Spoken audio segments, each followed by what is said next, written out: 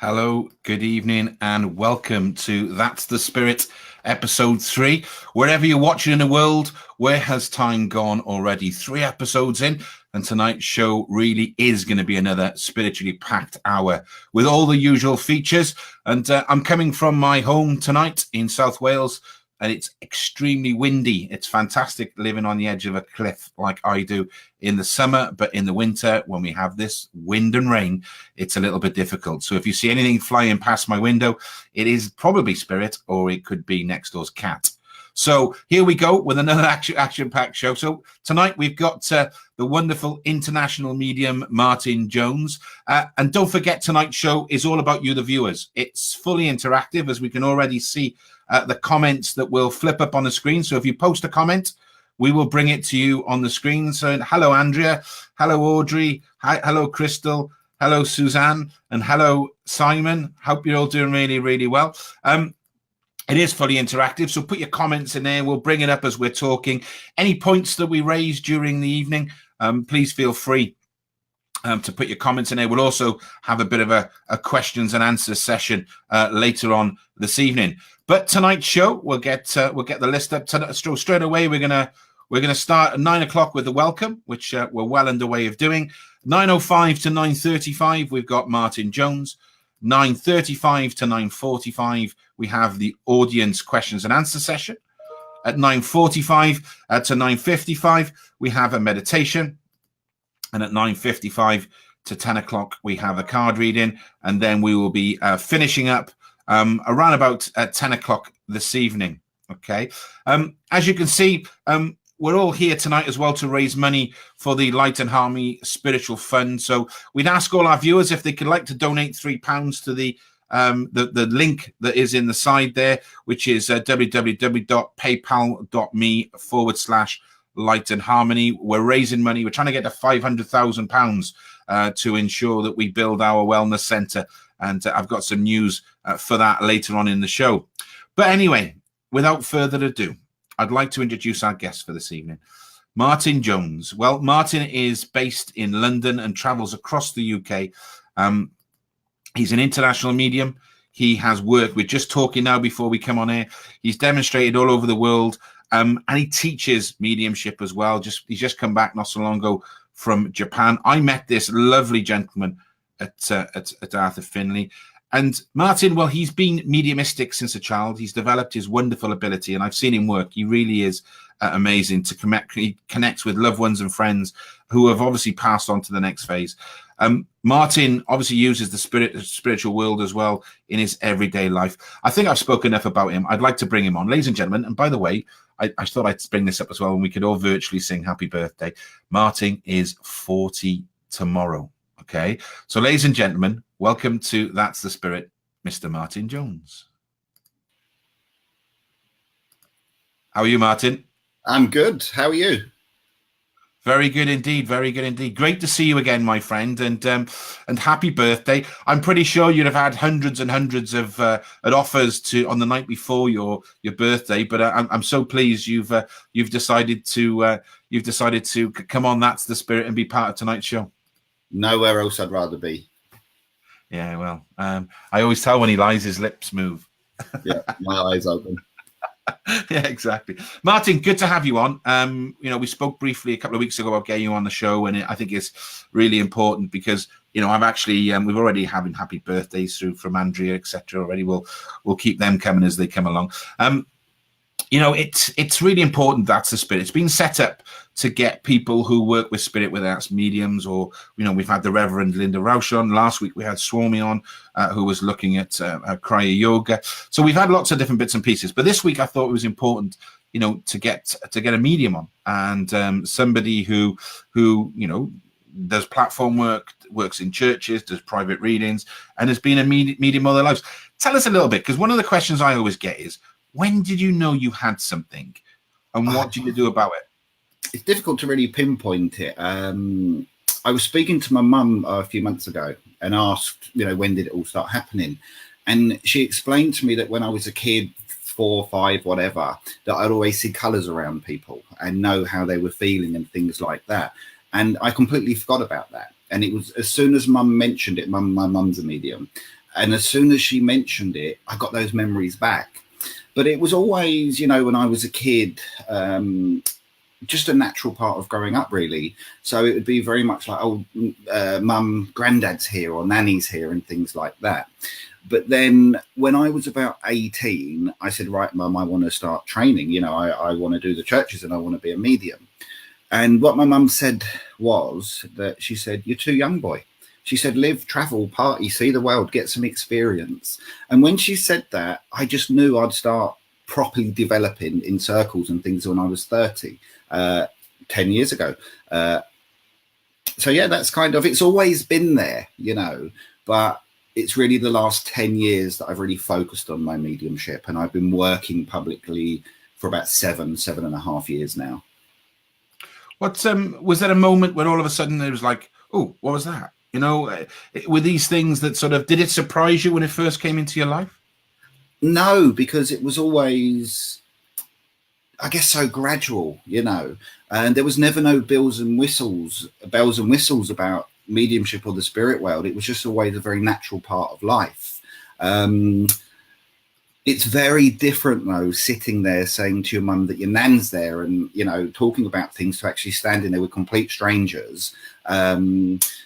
So it was different than I expected it to be. But yeah, as I said, I can't really pinpoint. I can think of episodes in my childhood where I, saw a man standing by the window. I don't know who he was or why he was there, or, a few specific experiences or even dreams, but I couldn't really pinpoint exactly when. Was it, obviously you were quite fortunate, I suppose, having your mother who was a medium as well, because there's a lot of people, especially young ones, that have these things happen to them that they don't really realize what's going on. And that's difficult for them. But, when did you really start to then, hone that in and start to do sort of, some rostrum work or church work? Did you go to Circle to start with, or? Yeah, so I was living in Sydney for a couple of years and I was having a great time, but then all of a sudden I felt a little bit down, a bit homesick and things like this, and it made me think, well, I want to find a spiritualist church. I'd been too busy partying until that point, living it up really, as a young person should. But then I went to a church called Enmore Spiritualist Church in Sydney. It's closed now, unfortunately, and it was the most beautiful place, one of the most beautiful places I've ever been. It was like a little cottage and all flowers outside. So I joined the Circle there, and the teacher, Michelle, I wish I knew her surname, but I don't. She was an amazing medium and teacher. I didn't realize it was a trance circle, predominantly trance. And I remember sitting there and the first week kind of just happy to be there. And there was a guy in trance, and I could just see a Native American glistening and white. It wasn't, the image wasn't formed, but it wasn't, it was like physical, but you could see through it. But I was the only one who could see it. I could tell because nobody else reacted. So that was more clairvoyant, but it was very objective. And it was one of the most special things I've ever seen. And I kind of took it for granted that it would be like that every week. And obviously those things happened occasionally. But that circle was absolutely amazing. I didn't stay too long because I came home after about 6 months. One thing that is interesting, my mother completely refused to train me. And I was mortified. But she said to me, she said, look, you're my son. You don't listen to me anyway. Go and find your own way. And you have to find it for yourself. I was offended and probably very stroppy for a few weeks. But I got it years later, and my mum knew that was best for me. So I sat in different circles, you mentioned the Arthur Findlay College, beautiful place. Been on quite a few courses there. The one we went on was my first one for about 5 or 6 years. And just different workshops with mediums that I looked up to over the years, and residential courses. So that's really my training. As I said, I started developing at 30. I started doing the churches after about 2.5 years. So there's one more thing. People say, when did your development start? So as you clearly asked, when did you formalize it almost? So it was then. But really, this beautiful gentleman here, Tom Davis, you can see him there in his healing coat. When I was 17, 18, he would do psychometry with me. My mum and Tom taught me healing my mum when I was younger and Tom when I was a little bit older in my late teens. So it was always there, but it was that real decision, I'm going to go for this now, is when I was 30. And so you were 13, did you say, or 30? 30.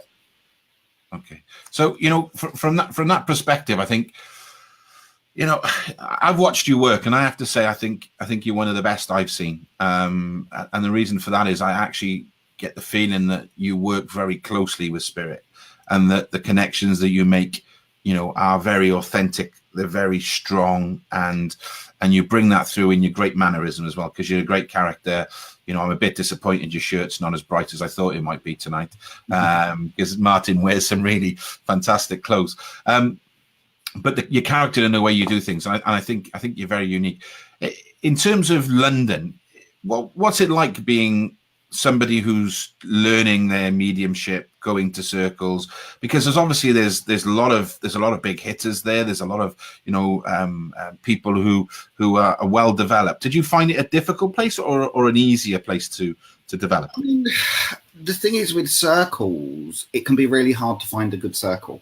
And as human beings, we can be so negative. There could be 12 lovely people, but we could walk away saying, I don't like that person, and focus on the little negatives. And I think we all have a tendency to do that.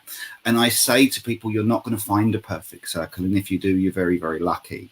I was fortunate that my mum was she was very known to the churches and things down here. So I kind of knew where to go, and I had a lot of support there and that guidance from my mum. So I found the training fun, very difficult and very emotional, but I have fond memories, and I'm of course still training and developing. We all are. Would there be sort of one thing in circle, or one part that for you was a bit of a game changer in terms of developing your mediumship? Oh, I mean, it sounds a little bit soppy, really, but you can sit there developing in workshops all day, and it's not going how you want it to do. But you bring someone's mother through, and they feel that love and that connection, and just that look in the eyes, it's worth a million no's, And I do find with development that, or even working as a medium, we all have ups and downs, but when you need it, you get those experiences, and spirit help with that. It's it can be difficult though, can it? And we were talking a little bit earlier on about difficult people in the audiences, and especially when you're doing sort of demonstrations, and how we deal with them. And maybe we're not going to be as open and honest at what we think of some of those people here. But certainly, what do you because there's a lot of mediums watching tonight. There's a lot of people who want to get into this as well. When you're starting to build a connection with somebody in the audience, for instance, let's stay with the with the demonstrations. How do you come across to try and, if the energy drops, or if the person is how do you work around that? I said to Spirit years ago, because I was quite upset. Someone was quite mean to me in a workshop, and I thought, why do I do it? And I said to Spirit, you know what? I'll give you my time, my honesty, my love, my dedication, and let's just see what we can do together. So I always had the attitude, you feel as a medium, if you're going to go to someone now, I often work direct. Can I come to you, sir? Can I come to you? And sometimes they're not going to be as open, but I always had the attitude that their nan's here with me, and I'm not going to send her away. But as I've got more experienced, you really notice when someone's open and positive, it's often that you give them much better information and better evidence, and the message flows a little bit more. But you can't always have those people. So I think it's just about doing your best, really. And some people are a little bit difficult. I'll never forget, I was in Manchester, a church near Manchester, and I saw a little guy who was about 80 walking down with a lady, and I just thought, always going to be a really difficult one. So I'd given him a short message from his mum, and I said to him, I've got your brother here, sir. And he went, he's dead. And I was quite camp. I went, no, but he's here. He's alive. He went, he's dead. And he just kept shouting, he's dead. So it's just like, okay, sir, thank you. I think we'll move on now. If that had happened 3 or 4 years before, I think I would have just melted, you know. But again, people can be a little bit difficult.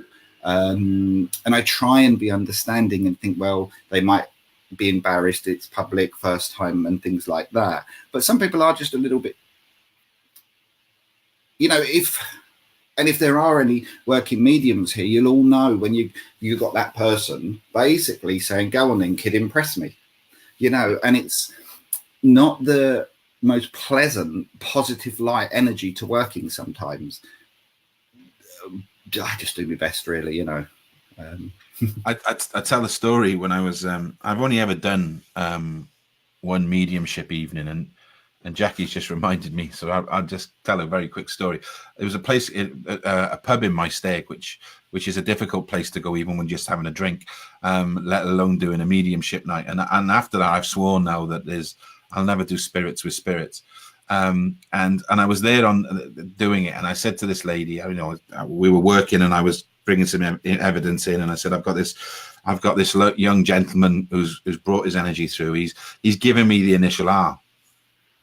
And this woman straight away put her hand up in the air, and she said, that's for me. She said. I said, all right. She said, yes, Tony. And you know what? I just completely lost it. You know what I mean? She said, oh, it's Tony. And I was like, no, you know, you're not. But it was just like one of those moments. But the good thing about that was it did absolutely lift the energy in the room. But you know, it can be difficult, can it? It can be difficult when you're doing readings, when people are sort of, they are a little bit more closed, and I think what happens generally then as well is those people are closed, and you're right, you know, come on son, impress me. And afterwards, you know, they won't even do it in the open, but they'll come up to you afterwards and say, yeah, you were right, that was my dad, and thank you for that, and you know, I really appreciate the reading you gave me. And that then just makes it, you know, makes you feel that better, because there could be the tendency to think, you know, I'm only going to go for the low hanging fruit this evening and work it back from there, really. You know, people have come up to me. I always remember at Lewisham Church, a lady come up to me after and said, you know, that was my dad. And she said, it was just a bit emotional for me to take it in public. You know, very nice of her to come and speak to me. And bless her, she said, but I'm telling you because I didn't want to take him home with you. And it's like, it was very sweet, but I've got my own life, you know. And often people all kind of, when you see them again, say, oh, I could take that message, but I don't remember it. And I try my best to have the attitude is, once that episode of mediumship is done, it's done, you know, and then just try and let go of it. And I try and what's very important to me is not mediumship for not all of my identity not to be based on my mediumship, you know. And because we all need positive regard from other people, we all need compassion and people to be nice to us. And if that's all just too much based on the mediumship, it's too up and down emotionally. So I try my best to have the attitude that I try my absolute best and just accept how it is and leave it there and move on. So as I said, afterwards, I've often forgotten anyway a lot of the information. I find that as well. I also find that, you know, people come up to me a week later and say, oh, you know, thank you so much for giving me that reading about my dad, and you know, it was this and it was that, and it was just so true, and you know, all those things. And I'm thinking, oh, I've got to go with this, because I can't remember a lot of the readings that I do afterwards. And I think I'm trying to get better at that, because you know, one of the things we were taught was, you know, I don't like where we say we're the communicator now, etc. We need to experience these things as mediums. We need to experience these things and be part of it, step into that energy and own the light type of thing, which is huge, really. And that's very important for us, is that we have to experience it, not just be like a you know, people used to say, oh, I'm just the communicator, I'm just the phone, I'm just this, I'm just that. Well, yeah, okay, but let's be a little bit more empathetic than that. You've got somebody's loved ones this side, and you're talking to somebody who's lost the loved one on the other side, and you know, there is an emotion, there is an experience that needs to do that. Just one quick one, and we're gonna, if you start to get your questions and answers ready, we're gonna start to ask some questions in about 5 minutes time. But David West, we remember David, don't we, from Arthur Finley? David. Hi, David. From Ireland. David, how are you? And I'm bringing your name up because we're going to move to the next subject, which you slightly touched upon. David used to sit in the same on the same bench every morning when I used to take the walk across the lawn, and he always had that lovely smiling face. He would say good morning, and he would start to make your day in the right way. So, David, God bless you, my friend. One of the things he talks about, though, is he's given a big shout out to his spirit guides, and he says he loves you guys so much. There's a lot of emphasis on spirit guides, and we actually worked on some of that in Circle on Monday night. But you have guides. You're aware of guides. They play an important role with you. It was very important for me. I was aware of guides as a child, and when I started to want to do the work, it was very important for me to know who my guides were. And I would talk to my guides all of the time. Shen, a Chinese gentleman, is one of my best friends over there. And when I started, it was very, very important to me. And, in Circle, lots of guided meditations with guides and things like that. It seemed to become, to say less important sounds disrespectful, but over the years, I don't think about guides or talk to my guides as much. I always remember a medium many years ago saying to me, I don't know who my guides are, but they love me and I love them and I trust them. And it always stuck in my mind. So I just think that at the beginning, exploring guides and different people that love and protect us and help us is so fascinating. But as I've developed and do more mediumship, I focus more on the mediumship than thinking about the guides as much. What I thought was interesting, I did a few dems in Wales 3 or 4 years ago. And the last one, I just knew it was going to be a good dem. And I was standing outside smoking, as I often do before I work, and I was aware of Shen and really could feel his presence. And I jokingly said, where have you been for the last couple of years? But he said to me very clearly, he said, I had to leave you a little bit so you could learn more about mediumship. Now you have learned more, I can come back and start working with you a lot more. And the reason I knew that was a real experience is, A, because I could feel it, but it went against the grain of what I'd been taught, So, as I said, guides, I just feel when people are going into it, it's often that feeling of support and friendship with the spirit world and that personal identity that they can connect with, But yeah, so as I said, I love my guides. My nan, like Tom, is one of my guides. My nan, Tom wasn't my biological grandfather, and Marjorie was a grandmother, but she wasn't biological. She works really closely with my mediumship as well, but they worked with it their whole life. So again, my family up there also work with me a lot as well. And do you think guides, because I know a lot of people search for guides. They have this constant thing about, I don't see my guides, I don't hear my guides. They're important, but we can't get stuck on them, though, can we? I think it depends on the individual, because I was adamant I wanted to know who my guides were. So it was, I've never demanded anything from the spirit world, but that was one of the things. There's only one other, and that was to do with my work as well. So yeah, I just think that people are so individual. If people are really scientific and, look at a lot of quantum physics or consciousness and things like this, or the, collective unconsciousness, then they might feel from that more scientific perspective that it's just connected minds, energies and things like that. And, the spirit guides, it comes more from that spiritualism side. And there were some wonderful guides. I was looking at a Silver Birch book the other day, beautiful. But I think it just really depends on the individual. So what I'm trying to say, if someone comes into it more from a metaphysics angle, they might not be interested. But if someone's coming up the traditional church route, they will become much more interested. But I do think it's something we can't force too much, because we've got to be a little bit careful that our own imagination doesn't create things that we want to see. No, 100%. And you are right. I think, for us in terms of my guides, I've always had my own guide, Rotag, and I always used to call him Ronnie. And I know he's always been there, but it's only recently, and I've done some channeling, which is something I've never ever done. which has happened in the last sort of 3 weeks. He actually, I was on a computer and I was going through bits and pieces, and I hovered over this. He says, "We're going to find me." I hovered over this Indian, and I clicked. He said, "That's me," and I clicked it, and there was no name on it. It was just images, and it came up, Rotag. And I knew he was from Ottawa because he told me that before. And this image came up, and I'll show you the screen capture. And it said Rotag, Ottawa, Indian. And he talks a bit, and he's been channeling through me. So I've always had that one guide. I have another guy called Mayong, who comes in, and I'm aware of a third one.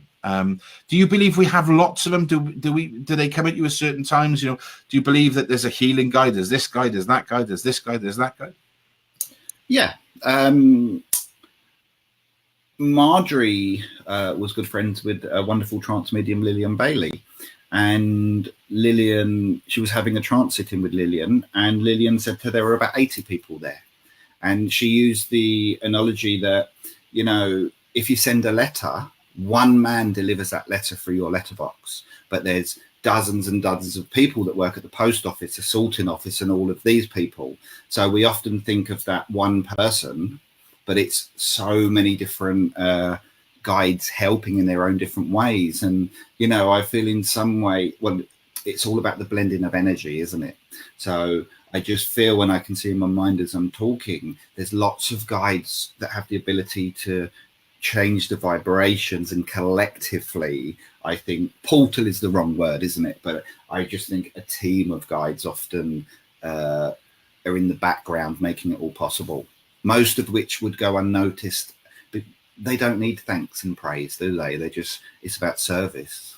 I love the analogy you used there about the postman. That, you know, there's lots of people that go into that one guy delivering that letter. So I do. So, you know, do you work with your guides on sort of a daily basis? As I say, I used to feel I was in much more of a dialogue, you know, but now sometimes I'm aware of Shen with me, but not so often, if I'm honest. It doesn't mean he's there. I can feel him now, and he loves me. But I guess it's not so much if they're there, it's where our focus is on, isn't it? You know, and my focus just hasn't been on communicating with my guides much for a few years. Maybe it will change. Maybe this conversation will inspire me. Who knows? But that's how it's been for the last while. There's not many conversations I have that inspire people. Don't worry about that. We got a little bit of while before we go into the question and answer session. But there's one thing that, again, I'm sort of looking at this as being, you know, there's people in here who are mediums, who would like to be mediums, who want to work along the spiritual pathway. And one thing that comes up, and I sort of broached this again in Circle on Monday night, is, "Hi, Mark." This is from Matthew Binns. "Hi, Martin. What's your process for opening up to spirit communication? Thanks." By the way, keep your questions coming, because we are going to go into a questions and answer session.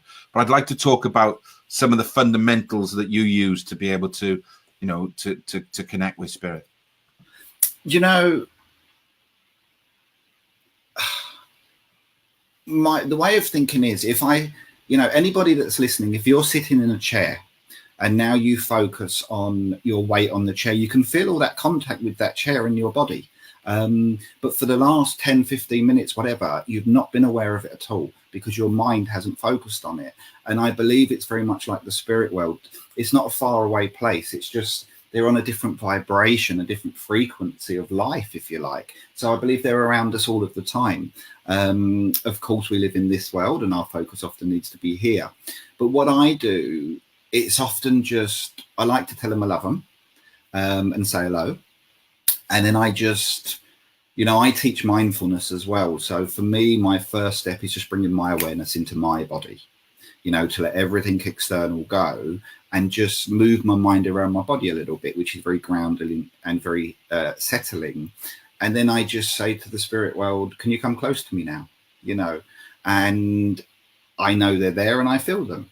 So it's quite simple now, but believe me, over the years, I've tried so many different things, and different ways of doing it and stuff. But now I've got to the point I love them so much and trust them so much.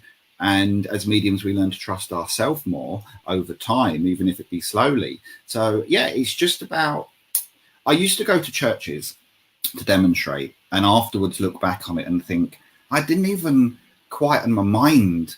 So for me, it's in kind of 3 stages.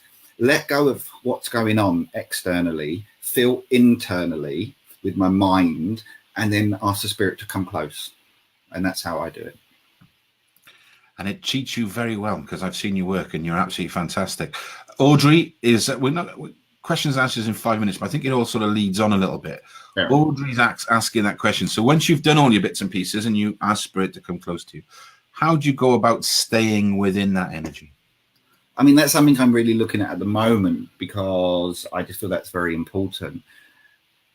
We're human beings. Our mind will often, until we get right to the end of our journey, I believe, be very much involved. And it's not reacting to too much. You know, when we start doing mediumship no's, we all get no's, you know, they can throw you so much. But again, it's not being attached to the outcome so much. And just, for me, what I learned could happen with me, you've got a lovely person here in the spirit world, and you're feeling them, you're communicating with them in different ways with your senses. But then you can then lose that link to focus on the audience, you know, what they're thinking, how they're reacting, they look bored, they look happy, whatever. So for me, it's just been reminding myself to just gently bring my awareness, you know, to the spirit world. But I also believe, you know, the more we work, the more experienced we get, we can stay in that energy more. And that translates to lots of things, not just mediumship, doesn't it? So again, it's just, I think the simplicity of not being too attached to the results, and then reminding myself to bring my awareness back to the spirit world, you know. And as we discussed before the podcast, the recipient can make a lot of difference. You know, if they're open, they're happy to be there, and there's love being felt, the mediumship can come out a lot smoother. When somebody's very close, it's a little bit more difficult. So again, it's just, I think it's just experience, but a very long answer to this question. It's just about, for me, bringing my awareness back all of the time and not thinking too much about the alive people. No, you're 100% right. And one of the, you know, because I used to, a lot of the times when you're doing mediumship, you actually become the image of your teacher. Okay. So a lot of the things that we'll talk about, you know, is based on, you know, how we were taught and how our teacher taught us. Okay. So, I've been to a few circles, and they said, like, in terms of an opening procedure, you know, you're a sleeping bag, you're in an elevator, you're in a lift, you're in here. And a lot of it, I think, is there to quieten the mind, to be able to, you know, and I keep using this all the time, and I'll put the human to one side, to be able to create that space, as you say, within yourself. And mindfulness can be very helpful for that, to create that space, to then call spirit close, to fill that space for you, and then work within that energy. And you know, at the moment, I'm teaching that, you know, we've got our soul self, our heart center, and then we send that energy up, and our lights up and out, and that's connection, really. You know, and I've heard so many times, oh, you got to do this, you got to. I think what you said, in essence, is paramount. This energy, these people, are fundamentally around us all the time. It's how we just sit into it, or just move into it, or just go into it, or bring it in, or go up, or whatever the scenario is hugely important. And just to flip into the second part of that question, in terms of energy, is how do you stay in the energy?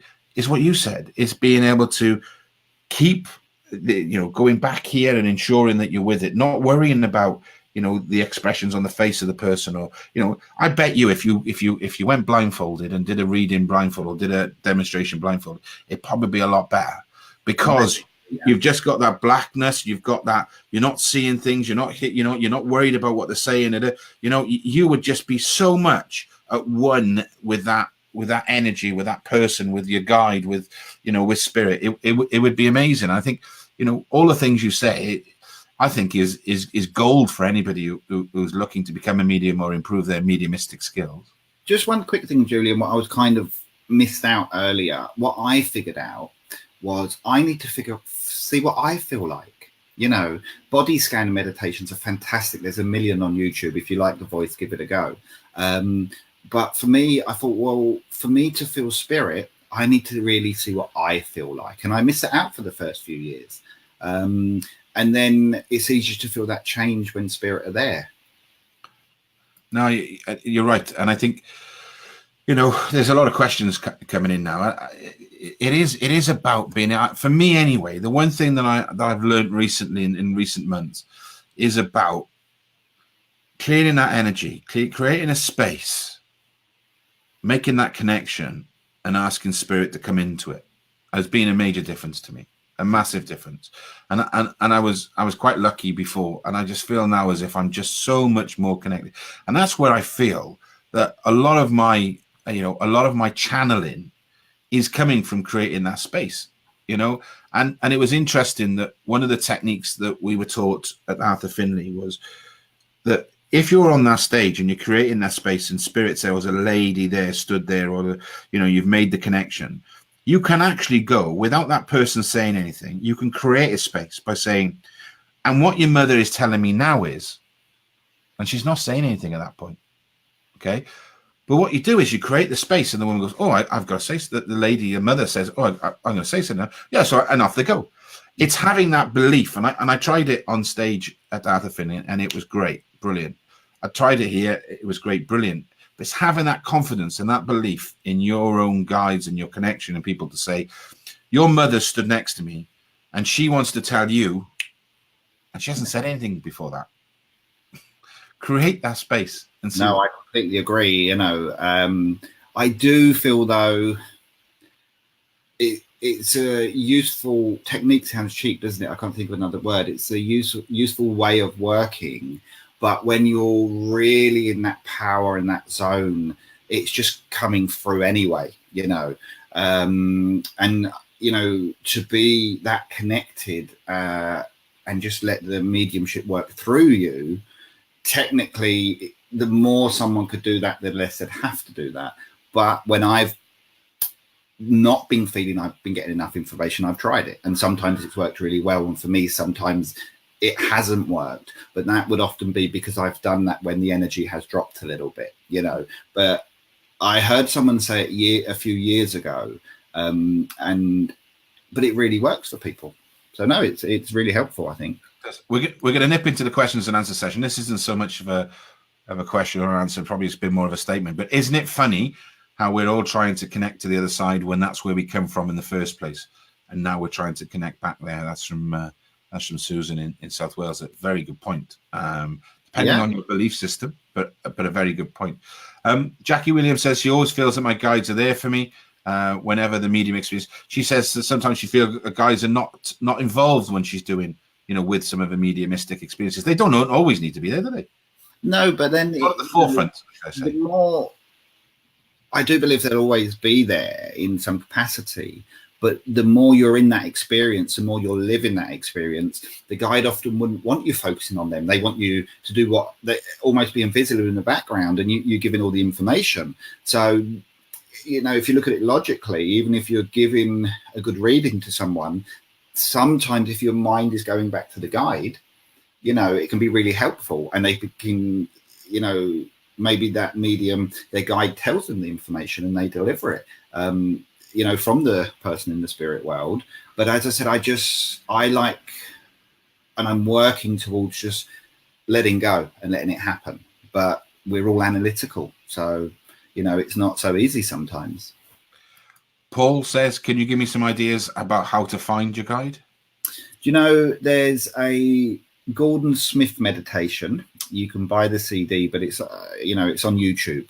If you put into YouTube, Gordon Smith meditation is a wonderful medium, and it's a very nice, I think 10 or 15 meditation about connecting with your spirit guide, because you've got to be careful, because there are a lot of if they're a polite way of saying, there's a lot of loons out there. Some people make it so complicated and things, but if it's from someone that you feel you can trust and they may have a good reputation, then a simple guided meditation can be enough. It can be a beautiful experience. Pardon the pun, and all the money that is raised goes towards the Light and Harmony Wellness Center Fund. But we've got a meditation there. If you visit the lightandharmony.co.uk, on the shop there is a guided meditation to help you find your guide. So that wasn't planted, but they're there if you want that. and we'll do a meditation ourselves in a minute. But Susan also says, is participating in paranormal events worth it, since not all buildings are haunted, as people think that just because they get a response from spirit in the building, it doesn't mean to say that the spirit came from there. What's your thoughts on paranormal events and ghost hunting and all that sort of stuff? Look, we're all different, but would you want to be hunted? Would you want to be hunted by a ghost? So why is it okay to hunt them? I know it's just an expression. Look, we're all different. We've all got different experiences. For me, evidence of survival, well, it's a feeling and knowing spirit are there, but you know, the evidence that can be delivered via platform mediumship and private readings, I feel, can be so substantial. You know, a lot of that haunted stuff, it's entertainment and things like that. Putting it bluntly, not my cup of tea, and it's not something I don't think I would ever really look at, but that's my opinion. I'm stubborn and I'm old fashioned and I love what I love, but running around a dark, cold house looking for spooks, to me, I'd rather watch a movie, you know. So not my cup of tea, the ghost hunting. Yeah, well, there's enough spooks in the streets, let alone running around houses. As I always remember, my father said to me once, "It's the live buggers you got to worry about, not the dead ones." We get one of the things that comes through. JJ said, "I'd like to ask Martin about the naturalism. Is it not that brings in uniqueness and purity of spirit?" Can you repeat that, Julian? I would like to ask Martin about naturalism. Is it not that brings in the uniqueness and purity of spirit? Have you heard of naturalism?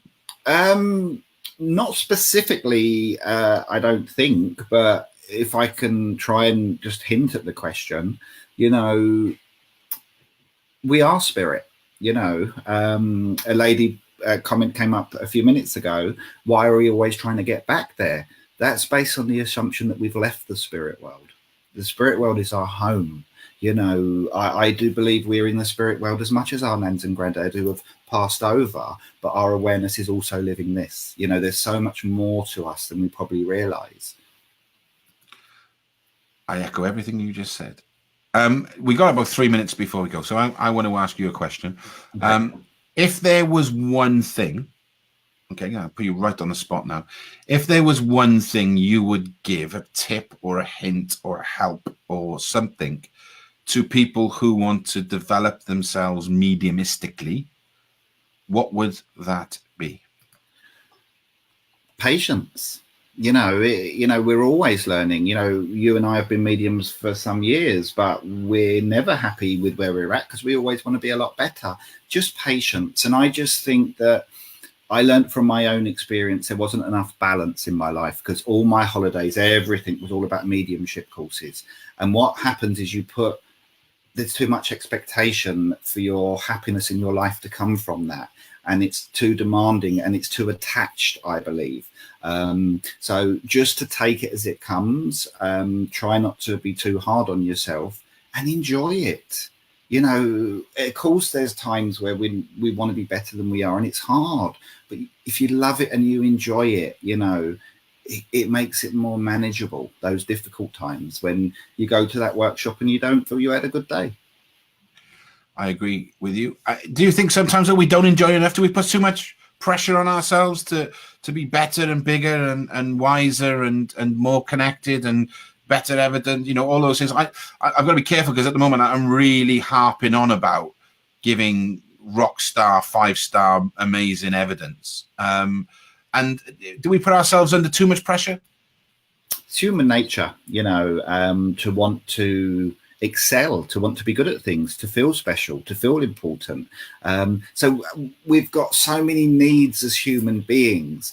And I just feel that if we're aware not to try and get all of those positive feelings from mediumship, then it makes it a smoother road. You know, I don't know if that makes sense or how relevant that to the question that is, but I've just learned from, you know, watching people and myself that if our whole persona is as a medium, then people can get a little bit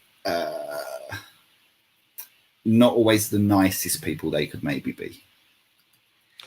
Yeah, we and again, I think in any industry or in any religion or in any social aspect, there will always be people you won't want to go for a beer with, and spiritualism and spirituality is no different, really. we had a few beers because that's the type of guys we are. I'll tell you a very quick story about Martin. Martin said to me, I can't drink much. And to be fair to him, he didn't lie. And he said, but when I do have a drink, he said, I like to go out afterwards. And we were in the bar one night, and my wife, if she's listening, put your fingers in the ears, because I don't drink, and I didn't drink. We'd had 2 or 3 pints. It was nothing excessive. And we were walking back to our dormitory, and Martin said, I've had a few beers now. He said, I'm feeling a bit tipsy. Do you fancy kicking on? And I thought, that's the last thing I thought I'd heard somebody to say in a spiritualist college when we were there. But we went straight to bed, and we were good boys. And we got up in the morning and had another great day's learning. Martin, it's been an absolute pleasure. You are a first-class star. I said to you before we started, 40 minutes will go like 40 seconds, and it definitely feels that way. Everybody is showing their love, as you can see on the screen. Liam Bryan saying, amazing, happy birthday. Words of wisdom, happy birthday, Martin. Thank you. Happy birthday, Martin. Anyone think it's your birthday? I want to say happy birthday, buddy, because you're a special guy, and I'm proud to call you my friend.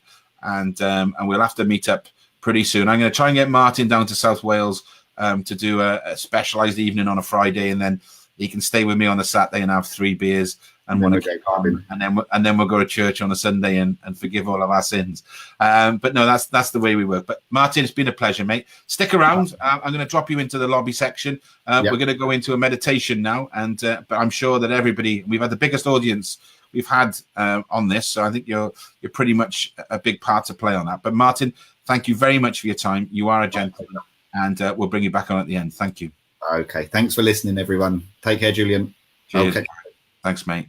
It's well, what can I say? Martin was just absolutely sensational, and he really is a star, and I am very lucky to have him as a friend. And one day we'll get him to South Wales, or if not, go and see Martin up in London, because he is one of the finest mediums I've ever seen, and his evidence and the way he works and the laughter he brings is absolutely stupendous. We get onto the section now. 9:45, 9:55. We're about 2 minutes late, but that doesn't matter because I've extended it slightly. We're going to have a little bit of a meditation, and it was a shameless pun, but all of the money that is raised from tonight's show and all of the stuff that I do online all goes into the wellness, Light and Harmony Wellness Fund. We're trying to raise money to build a spiritual wellness centre and college here in South Wales, in a place called Llantwit Major. Look it up. It is a very spiritual place. So if you would like to purchase any of the meditations, they're only a £5. And also if you type in med1, you'll get 3 for the price of 2 as well. So pop across there if you'd like to buy a meditation, but we're going to do one now anyway.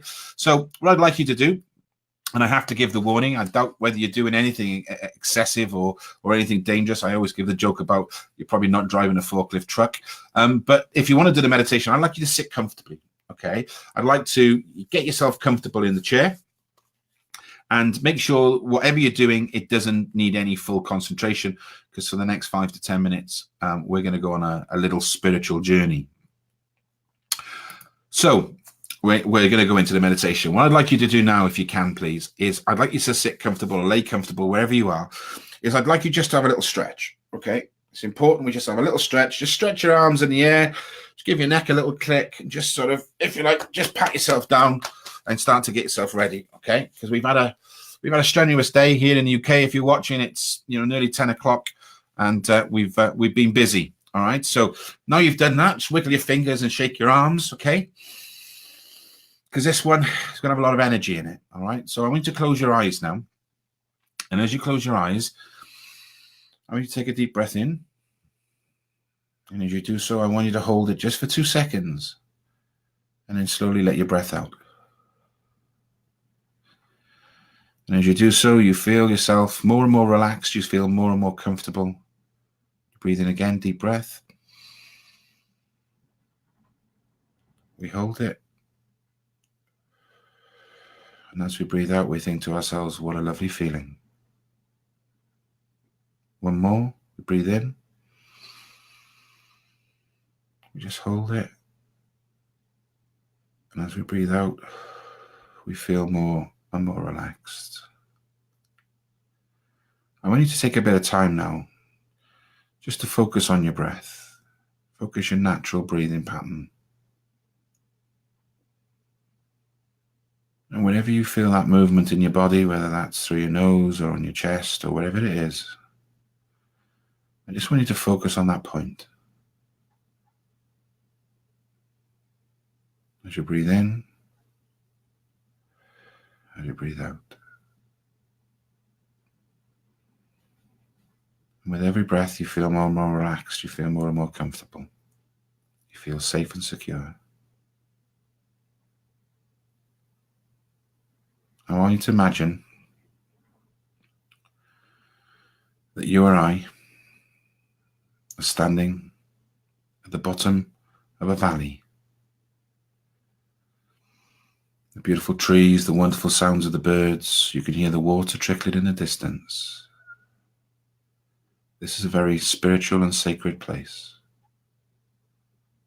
A place where we can be comfortable. A place where we can develop our connection with our loved ones, with our spirit guides, and with those energies who would like to draw near. As we look ahead of us, we see this wonderfully beautiful winding path, lined with as beautiful as flowers you've ever seen in your life, giving amazing scent. And as we start to walk along this path, every step you make, you feel more and more relaxed, more and more comfortable. And as we walk along this pathway, just to the right-hand side, you see this beautifully carved temple in the side of the hill. And a doorway, brightly lit by several candles. As we walk towards the doorway, you take a deep breath in, and as you do so, you smell the beautiful incense that's burning, the frankincense, the white sage, the candles lighting the temple. This is a sacred place. This is a special place for you to develop yourself along your spiritual pathway. And as you walk into the temple, just in front of you, there's a door on your left-hand side. That door's got its own color and its own number. As we turn around to face the door, we open it, and as we do, we see this beautiful room. And in the middle of the room, with a beam of light shining down on it, is a throne, a spiritual throne. This is for you. This is for your place. This is for your time.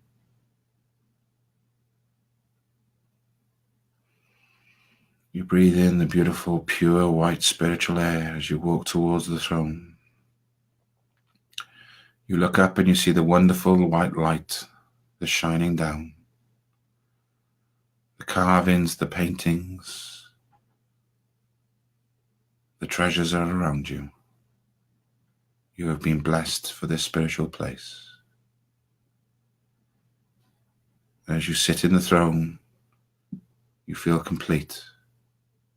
You feel as if this is your seat, this is your throne, this is your magical world. And I'm going to leave you there now for a few moments. But as I do, I'd like you to ask Spirit to draw close. In particular, I would like you to ask for whether your guide would like to materialize in the room with you. The guide that protects you, the guide that loves you, the guide that is always with you. It is now time to step close. I shall see you soon.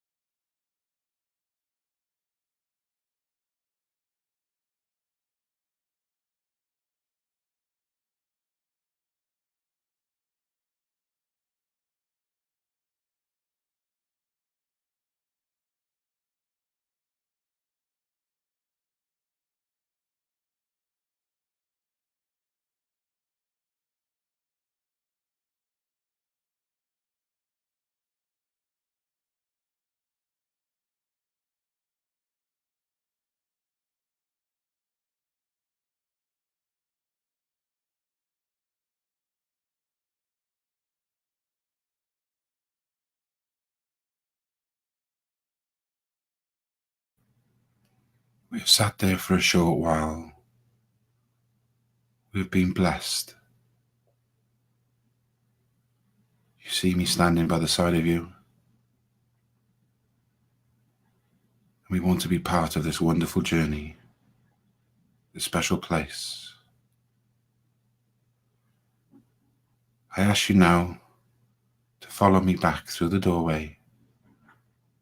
But as we do, we just turn, look into the wonderful room, blow a kiss, and say, "To the next time, my friend." We'll leave the door, come out to the temple, walk back to the spiritual path, down the pathway, back to the beginning of the valley. We take one last deep breath in, and as we breathe out, we feel wonderful, enlightened, blessed and special. I'd like you to open your eyes, slowly come back, wiggle your fingers, and be in the room. Thank you. Well, a little bit different this week to last week, but I wanted to mix it up a little bit. So if you could put in the comments section, what did you feel? What did you see? Did you follow me? Was it good? Was it bad? Everyone's experiences will be different. But as I said before, if you'd like to visit our shop at www.lightandharmony.co.uk, we have a number of those meditations there for you that can help you along your spiritual pathway. Oh, I felt nice and relaxed there. I didn't want to come back then for a moment, and I was following it all. So again, if you'd like to pop your comments in the comments section for us, tell us what you felt. This is the part of the show now, we're running slightly late, where we're going to do a one card reading. For those people who have donated, if you could put that you've donated in the comment section and put your thumbs up, and then what I'll do is I'll choose you out randomly, okay, and we will do a quick one card reading. So Kerry Palmer says she loves my guided meditations. I always go straight to the place. Well, that's good. That's good. Thank you, Kerry. I'm glad we can provide some love for you. Crystal says she's super relaxed.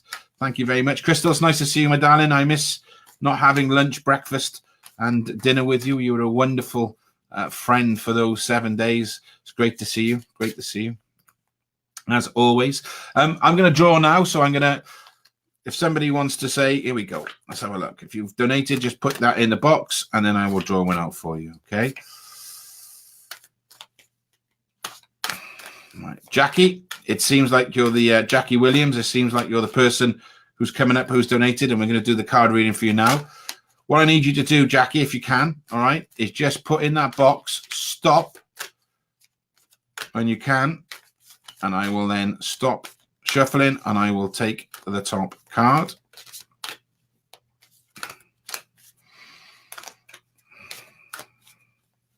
Are you there, Jackie? Okay, my spirit guide's going to tell me to stop anyway. Okay. The card we got for you,